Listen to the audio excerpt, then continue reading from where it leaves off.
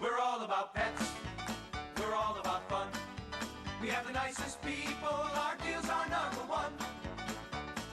You'll love Dave's, Minnesota and Pet City. We make shopping for your pet. Fun, fun, fun, fun, fun. We're filming.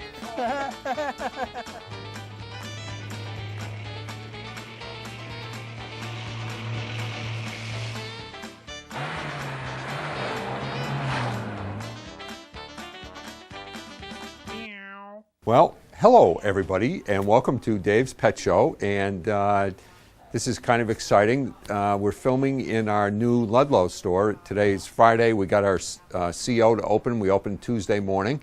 First segment of the show, I want to give you a little tour of the store. It's just gorgeous.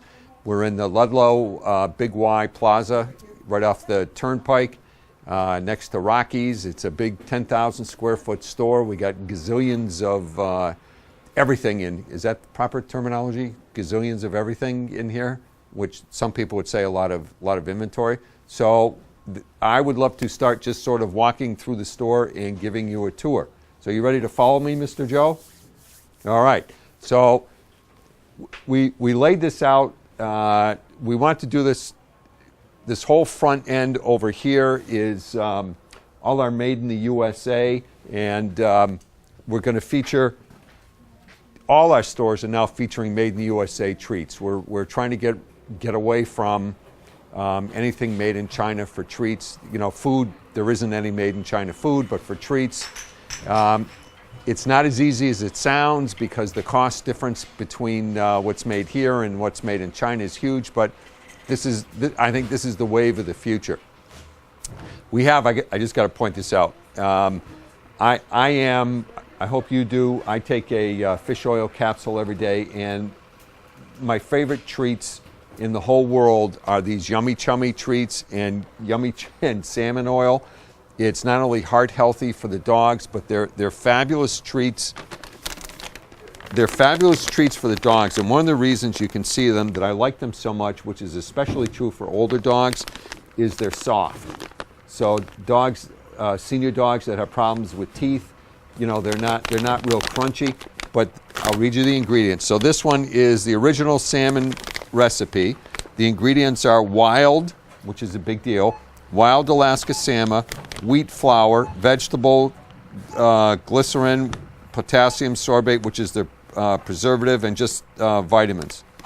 So the protein is a minimum of 15%. But what I like about this is it's loaded, because it's got so much salmon in it, it's loaded with omega-3s and omega-6s. So what that does is, just as in humans, it helps lubricate the muscle, or the muscles and the bones and stuff. And you know what? There's no scientific research that proves this, but I've read from many nutritionalists that omega-3s are more important in lubricating and making a senior dog's life easier than chondroitin and glucosamine, which is, you know, so you should be taking fish oil, but same thing, it's just they're not that expensive. They're not expensive at all, as a matter of fact, and it's just a great treat. And the carbs. These are not carb-free because they do have some wheat flour in them. And it doesn't really say anything about the carbs, but I'll tell you that this would certainly be, you know, in my house, this would be this is what I would feed my dogs. So that's sort of my seal. I also, we're very, very big on salmon oil. It does a number of things for dogs or cats. You can just sort of put a shot in the food. It makes the food much more palatable if you have a finicky eater. But this is just a great way to get those omega-3s and 6s. Also, folks, it helps for the coat. It's just wonderful, wonderful stuff, and every dog you should be doing this with. So anyway, so moving right along, and this is so cool. We still have a few pallets in the floor, but look at this, Joe. You come over and see how neat this looks with all our biscuits, and you know, and it's just very cool, isn't it? So we have all down here is all the biscuits. Here's all our body parts, if you will, in our bones. Back there is Alex. Some of you who are wondering where Alex was, say hello, Alex. Good morning, folks. Yeah, Alex helped us set the store up in Ludlow. If you're wondering, if you've been in Agawam lately, you haven't seen Alex, it's because he's been up here helping us here. So let's sort of cruise down. Joe, if you can just sort of spin there. This is all cat treats over here, and obviously, this is, come over here. Let me show you. This is kind of fun. We hooked up with a little couple of people who make dog biscuits. These all different kinds. Opening season, you got to have your baseball dog cookies, and they're not through coming in yet. There's just going to be dozens and dozens of. These are like homemade dog biscuits. They're just very, very cool. Here you go. Popcorn. Isn't this cool? This is a lady up in Vermont who does this. So, this is also new. Summer. We need Vinny to do this, right? Vinny would look cute in this. Not so much. Sorry, Arthur. Summer attire for your dog. Here we go. Every dog needs one of these. Lightweight attire. You don't want your dog going out not looking fashionable. So again, this is all, the cat treats over here. So when you come into the store, cat stuff is sort of on the left. And I don't think there's a toy out that we don't have. Yeah, I mean, I don't think there's anything you could conceivably want to find for your dog or your cat. This is really cool. Here, come on over here and take a shot of this. This looks really great. This is our litter aisle, which I think it just looks, it's just so cool. And while we're talking about cats, my second favorite brand of cat food after mine is Weruva and BFF. They were actually the folks who helped me get into the cat business for Dave's Cat Food. But it's really high quality cat food. And I'm on this kick lately with cats with diabetes after I went to that website. And if you didn't catch the show last week, if you Google best this week, oh right, so but it's going to be. If you Google what to feed cats with diabetes, there's an article that's going to pop up by a veterinarian, and of course now I forgot her name, Lisa something, and it'll talk all about how important it is to feed a high-quality canned food to your cat, and how just doing that one thing, how that dramatically decreases the chance of the cats getting diabetes, because obviously with diabetes, just as with dogs and with people, is too many bad carbs. So canned cat is a huge deal. Let's take a break here and then we can... All right. Okay, so we're going to take a break, and young Matthew is here. We're going to bring him on. He can show you how we set up our fish tanks. And this blew me away, how much fish business no one even knows we're open yet, how much fish business we've done already. So don't go away, folks. We'll be right back.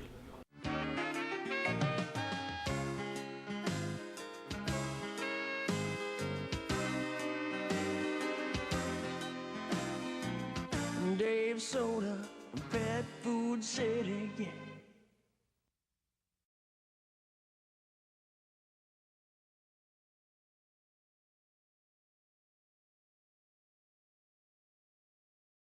Hey everybody, we are back, and we're back here. I'm going to call this Matt's Creation, and we now have a Matt Jr., whose name is Zach, and Zach is really running the fish department up here in Ludlow.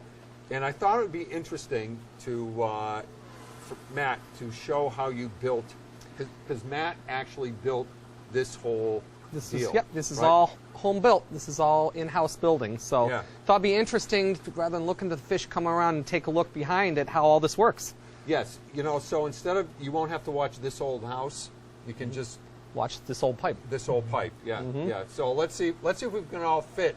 Here we go. Everyone suck it in. All right, we're going into the innards. All right. The innards. Matt can explain how he did this. Okay, let me I'll stand sneak out over here. Matt. You and Zach can explain what you did Okay. here. Well, take a look. You can see this is all in-house built aquariums, or pipe system. And how we did it, we used a lot of PVC piping. We used several hundred feet. And how these systems work, water actually drains out of each individual tank, and it will actually come on down through gravity into this tray right here. This is the filter tray that we've built. It's actually interesting. It's an old Office Max envelope holder that you see on a work desk, but it works great as a strainer. These pads right here collect all your debris, your biological filtration. Then we have sponge and ammonia chips down here, biological media. This stuff helps keep the tank clean. And then it collects down here in this tub, this sump. This sump right here has a heater, also has a 2,900 gallon per hour filter. And once it's... Is it a Hemi? It's a Hemi. This is a full turbo Hemi. This one will move. That's a lot of water. It's then pushed back up, and then it's divided out into each individual tank, and it's pushed back into the aquarium. If we ever have to isolate a tank, or if there's something that's being quarantined or being treated, we can just simply shut off the water going to that direct tank and keep the water flowing into the other aquariums. Oh. And what's really, really, really cool on this system, all the maintenance is done behind the tanks. So when you come in here, you're never going to see an employee slugging a hose out in the front. To change the water, we just simply open this valve. Water is pushed all the way back, and there's a sink in the rear of the store. Yep. Once we empty out the water into this tub right here, it's balanced out to do a 1/3 water change. We actually turn on another pump, and we push water back from a sink back into this system. So while that's happening, customers are uninterrupted in the front, the fish are not stressed in the tank, and the employee can actually be busy doing other things while he's doing water changes. So it's... Who thought of this? Who thought it? It was a little bit of a... What way? Who'd you steal this from? Who'd I steal? I sort of borrowed it a little bit from Ed Champagny, but I threw on a little bit of touches on how can we make this least disruptive to everyone and quick as possible. We can do this room right here in less than an hour. We can do about a 900 gallon water change into this system. We can flush. We can flush it out. I didn't figure this out yet. How many gallons of tank? What do we have? We've got about 1,142 gallons of water through this system. About give or take. Right. Okay. Give or take. Right. I think there's an extra half gallon. Actually, in here. not counting the crayfish on the end. Yeah. Quart Gotcha. of water. But in that neighborhood, I think it was 1,142 what we added up. Right. Give or take. But so let me ask you a question. So if one tank gets sick, it's not like the old days where everybody gets sick. You just shut that shut tank the off. valve down, and that isolates the tank. We then put an air pump in there to give them air. We can medicate, keep the medication up to concentration, and keep the other tanks circulating as normal. And is there any need for a UV sterilizer or any of this? UV sterilizers, we could put one on. Problem is UV sterilizers take everything out of the water, and it takes a lot of the good stuff as well as the bad stuff. Because we can do heavy-duty water changes, we really don't need it. Up on top, if you look way up top, this is all energy-efficient lighting. This is all LED lights, so there's very little... algae. Very little algae growth, and it's also very little energy being used, less wear and tear on the electrics in the building. So it's almost to the point it's very green. So 35,000 hours of lifetime on those bulbs up there. So Zach help with this too? yeah, he helped us set up. He gave us a little hand setting it up. He actually came along as it was finishing up. But this is very impressive. it's impressive. But like I said, it took about a month and a half to build all this, to get it built and in. how long did the water have to run to get? We ran this tank for about a week without fish. There's been fish in here almost a month now. We ran it for about a week without fish just to loosen up any leaks or things like that. We also then put fish in here about 2 weeks before opening to get it cycled or broken in, to let the bacteria cycle develop. Just like you would in a normal home tank, it takes time for things to establish. Went through its ugly period and maintenance period. Just a second, we'll just sort of cruise. I noticed, I actually noticed down here that, I'm going to make Joe walk all the way down here, that you got this really cool live coral. live coral display. These coral, none of this is wild caught. These are all aquacultured, meaning they've actually been raised grown in hatcheries, grown in grow-out facilities. This is all live coral you're looking at. And if you notice, the lighting on this is a little bit different than the other ones. It's blue. It's blue. It's much higher output. So, because these corals need a little bit more different light ray and a little bit more intense lighting. which we actually have this designated for this aquarium as well. This system is also on its own system as well. We also have a protein skimmer, which actually breaks down proteins and heavy wastes out of the salt water. Yep. Actually, just almost like a washing machine. Protein is not good for them. Certain types of protein are actually bad, so that actually doesn't work on fresh water, but that gives it a little bit more power in there. So Zach, you know, because I would have a clue, you know which corals are which and all that? Not yet, but we're working on it. with time, with help from Matt. We're working on that. But what we're doing also is the price that we paid for the quote, instead of having stickers all over the tank, we paid pretty much the same price, so it's large and small for the most part. This is called Gonapora. That's called a Gonapora. That's you actually have to put penicillin in there to get rid of it? No, you don't want that's that. That's a different Gono there. All right, okay. But this right here, that was that's good. The Latin name. That was good. That's very similar. But this, Joe's getting nervous now. He's getting nervous because we're getting into it there. Well, we're going to pause for a little break from, I think Pfizer's going to advertise their penicillin, and then we'll be back in just a moment.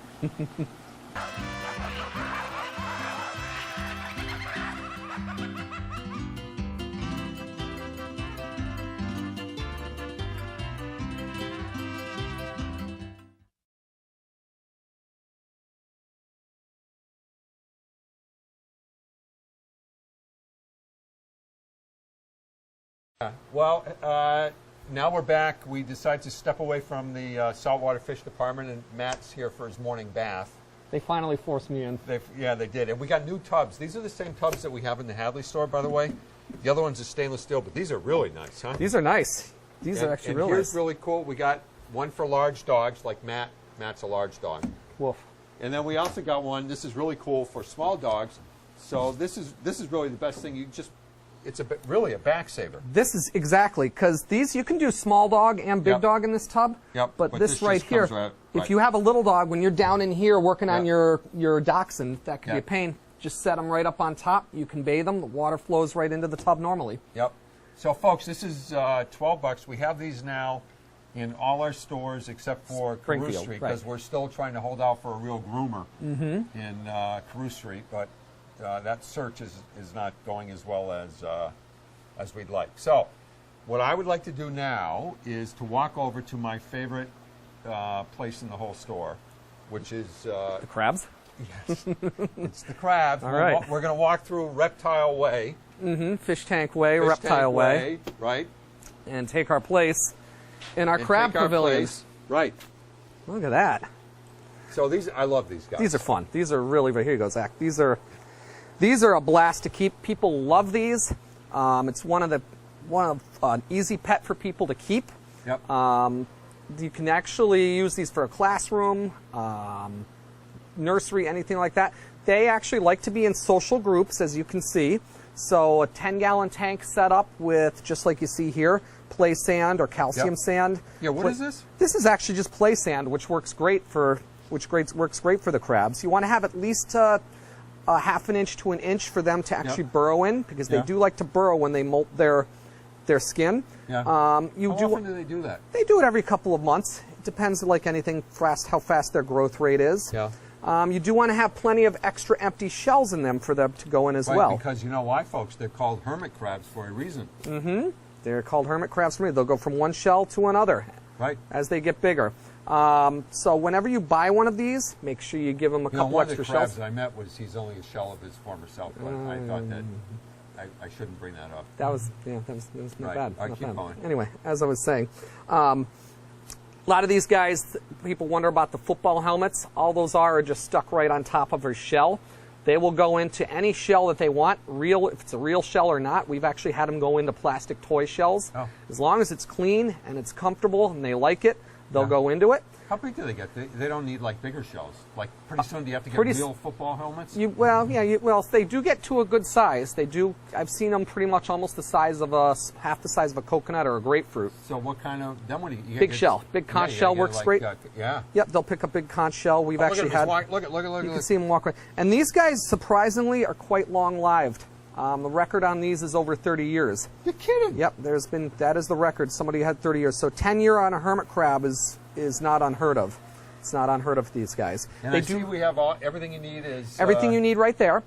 We have sponges. As you can see, this is one thing people always ask about.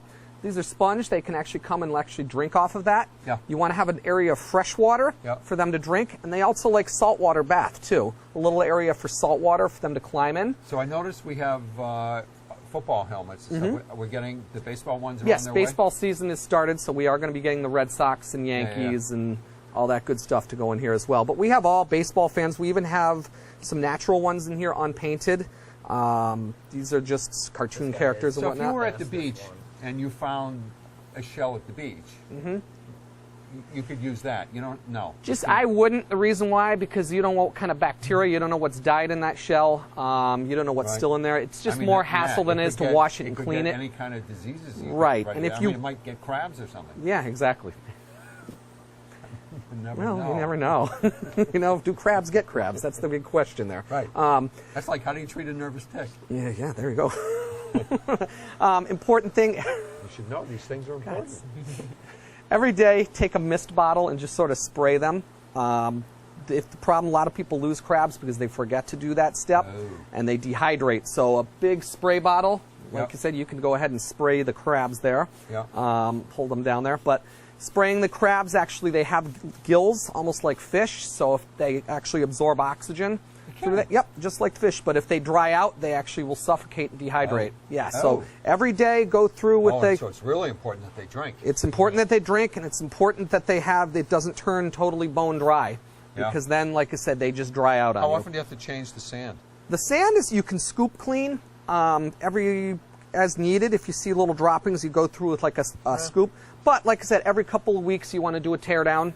You want to do and put some fresh sand down there. So they'll just crawl over this thing and go in there? They'll crawl right in and this is their food. What is that? This is their food right here. I know it's their food. It's like mixed fruit, mixed algae, vegetables, corn, stuff like that. They like a little bit.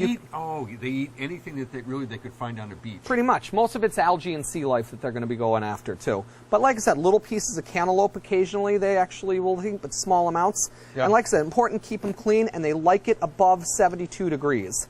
As long as you keep. What kind of lamp you got? This is just a red heat lamp. You can see it's pretty warm, so it's dispersing the heat. As long as you stay above 72 degrees, they'll be fine. They'll be fine. Heat is, you don't have to have any extravagant lighting, just as long as they're warm. But like I said, it's fun. But the one thing you want to be careful is they can pinch. So always hold them gently. Be careful with little kids. We actually had an employee. Get pinched? He sets the record. He held on, showing a customer. That was Mitch, and he held on for 3 minutes before he finally ran off in pain. He passed out. He passed, but he was a trooper. He held on and was still talking to the customer. Doing very nicely. All right, so Joe, time is up, Joe? Oh. Come on. All right. Well, you know what? Next week we're filming in Stafford Springs. In Stafford. Right. So everybody, I hope you have a great week. Thanks for joining us, and we'll see you in Ludlow.